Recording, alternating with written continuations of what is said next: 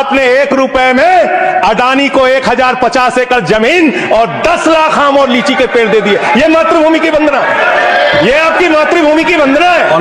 आप मातृभूमि को बेचकर मातृभूमि की वंदना कर रहे हैं। ये मातृभूमि की, आज वंदे मातरम पे ही बात करूंगा सर। मातृभूमि की वंदना, मातृभूमि की वंदना हिंदुस्तान के एयरपोर्ट को बेच के नहीं हो सकती। मातृभूमि की वंदना रेल को बेच के नहीं हो सकती, सेल को बेचकर नहीं हो सकती, समुद्री तटों को बेचकर नहीं हो सकती, कोयला और गैस को बेच के नहीं हो सकती, हिंदुस्तान की जमीनों को बेच के नहीं हो सकती। तुम लोग मातृभूमि को बेचने वाले लोग हो, तुम मातृभूमि की वंदना करने वाले लोग नहीं हो।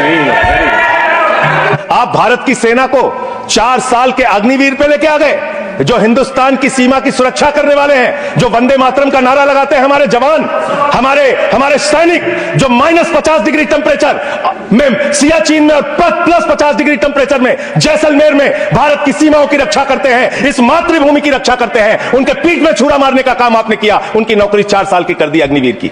आपको मातृभूमि से प्यार है, आप देशभक्ति की बात करेंगे, आप देशभक्ति की बात कर रहे हैं। अरे मैंने साइकिल चोर सुना था, लॉकेट चोर सुना था, स्कूटर चोर सुना था, मैंने सुना था तमाम तरह के चोर होते हैं। आप लोग तो वोट चोर निकल गए हिंदुस्तान के अंदर। वोट चोर, 3 करोड़ वोट उत्तर प्रदेश में 3 करोड़ वोट की चोरी करने जा रहे हैं। कल की मीटिंग में पता चला 17.5% वोट उत्तर प्रदेश में काटे जाएंगे। आप ये कर रहे हैं, ऐसे लोकतंत्र को मजबूत करेंगे? ऐसे आप मातृभूमि की सेवा करेंगे? ऐसे आप मातृभूमि की वंदना करेंगे? मान्यवर, मैं आप लोगों से सिर्फ इतना कहना चाहता हूं मान्यवर, आपके माध्यम से, कि हमने फिल्मों में सीन देखी है, डाकू लोग आते हैं, जय भवानी जय भवानी जय भवानी कह के, और वो गांव का गांव लूट के चले जाते हैं। जय भवानी कह के गांव का गांव लूट के चले जाते हैं। हम इस देश के अंदर किसी भी सरकार को वंदे मातरम और भारत माता की जय लगाकर देश को लूटने की इजाजत नहीं देंगे। वंदे मातरम लगाएंगे, भारत माता की जय लगाएंगे, जय हिंद भी कहेंगे, राष्ट्रगान भी कहेंगे, वंदे मातरम भी गाएंगे, लेकिन देश के साथ गद्दारी और धोखेबाजी नहीं करने देंगे।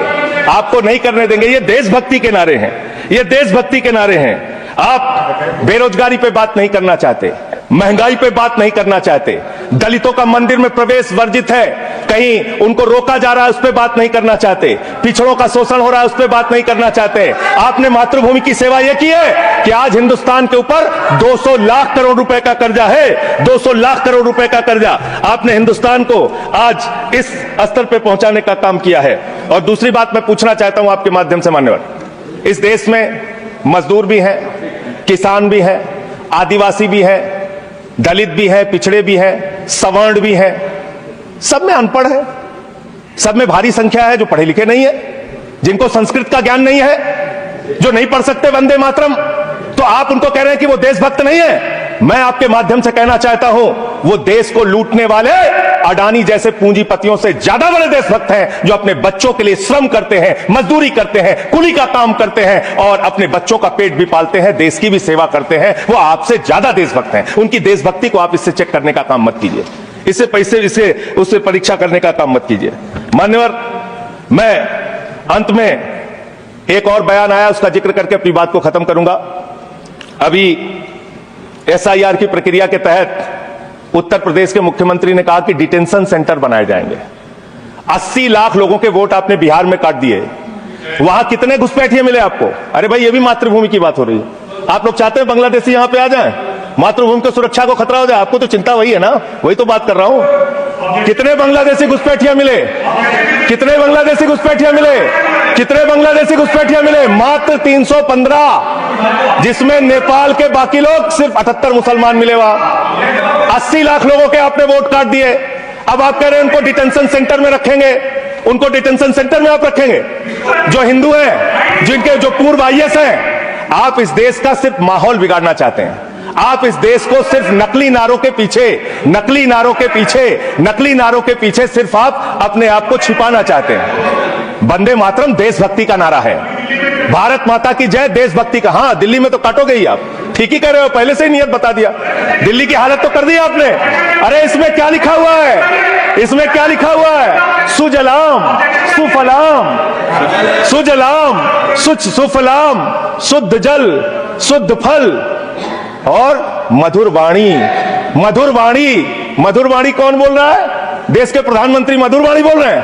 मुजरा जैसे शब्दों, अरे भाई इसी वंदे मातरम की सेकंड्स रह गए सर, वंदे मातरम की तो बात कर रहा हूं, हमारे पास और टाइम है सर, टाइम है सर। सर मधुर वाणी, मधुर वाणी, मधुर वाणी, सर जहरीली हवा और जहरीला पानी दिल्ली में दे रहे हैं, हमारे पूर्वांचल के भाइयों के ऊपर बुलडोजर चला रहे हैं। सर मेरे टाइम में से काट लीजिएगा, बाकी टाइम में से काट लीजिएगा, बाकी टाइम में से काट लीजिएगा। सर हमारी पार्टी का टाइम 24 मिनट है। प्लीज वन सेकंड दिल्ली को, संजय जी दिल्ली को one second honourable members one second शांत हो जाओ। माननीय संजय जी कंक्लूड करिए, आपका समय खत्म हो रहा है। सर 24 मिनट मेरा टाइम है, प्लीज। मैं अपने माननीय Neeraj ji please he is concluding please conclude 10 second sir, please conclude, आपका समय समाप्त हो गया। सर मेरी पार्टी का समय 24 मिनट है, ठीक है, मेरी पार्टी का समय 24 मिनट है। और कोई स्पीकर नहीं है आपके? स्पीकर एक और है, उनमें से आप काट लीजिएगा समय, मैं कह रहा हूं Conclude ना, हाँ ये हमारा अधिकार है, पार्टी का अधिकार है। तो मान्यवर 10 महीने में आपने दिल्ली की वो हालत कर दी, जहरीली हवा यहां पर आने लगी, दिल्ली को आपने दुनिया का सबसे प्रदूषित शहर बना दिया। बच्चों शांत हो जाओ, बच्चों शांत, बच्चों हल्ला मत करो, शांत हो जाओ। अरे मैं एक मुख्यमंत्री इन्होंने बनाया है, कंक्लूड करिए सर, एक मुख्यमंत्री बनाया इन्होंने, प्लीज खत्म कर रहा हूं। एक मुख्यमंत्री बनाया है जिसको ये नहीं मालूम कि AQI होता क्या है, कंक्लूड वो टेम्परेचर बता रही है, ये हालत है। तो इसलिए मैं अंत में इन्हीं लाइनों के साथ कि पहले ये तय करो कि वफादार कौन है, ये वक्त तय करेगा कि गद्दार कौन है, ये वक्त तय करेगा कि गद्दार कौन है। पहले ये तय करो कि वफादार कौन है, ये वक्त तय करेगा कि गद्दार कौन है। वंदे वंदे वंदे वंदे वंदे वंदे वंदे वंदे। कोई बीजेपी वाला वंदे मातरम नहीं लगाया सर।